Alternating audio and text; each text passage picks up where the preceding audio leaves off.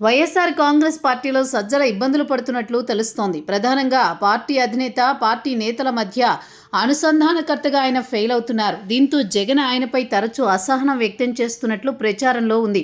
ప్రస్తుతం జగన్ తర్వాత పార్టీలో సజ్జల అన్నట్లుగా పరిస్థితి ఉంది. వైసీపీ రాష్ట్ర సమన్వయకర్తగా కూడా ఆయన జగన్ ఆదేశాలను సరిగ్గా పాటించడం లేదని సజ్జలపై ఆరోపణలున్నాయి.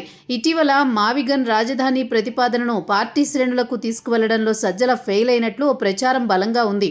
సాక్షి మీడియాలో సైతం పెద్ద ఎత్తున ప్రాధాన్యం లేదు మావిగన్పై. ఈ విషయంలో సజ్జల ఆదేశాలున్నాయన్నది జగన్కు వెళ్లిన సమాచారం. అయితే రాజధానుల అంశం కావడంతో సజ్జల ఆచితూచి వ్యవహరించినట్లు తెలుస్తోంది. అయితే ఇది జగన్కి నచ్చలేదు. అందుకే సజ్జల మందలించినట్లు ప్రచారం జరుగుతోంది. స్వతహాగా సజ్జల ఒక జర్నలిస్ట్. ఈనాడులో చాలా ఏళ్ల పాటు పనిచేశారు. జగన్మోహన్ రెడ్డి వైసీపీ ఏర్పాటు చేయడంతో అటువైపు అడుగులు వేశారు. కొద్ది రోజుల పాటు సాక్షి మీడియా బాధ్యతలు కూడా తీసుకున్నారు.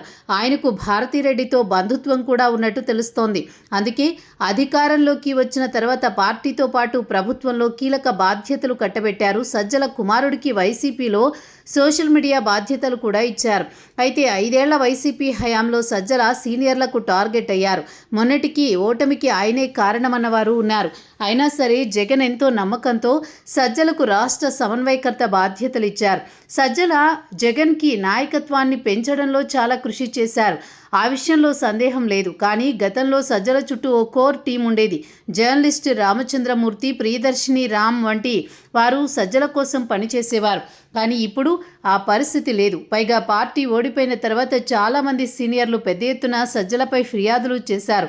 పైగా విజయసాయిరెడ్డితో పాటు కీలక నేతలు పార్టీకి గుడ్ బై చెప్పడానికి సజ్జల కారణమన్న ఆరోపణలున్నాయి.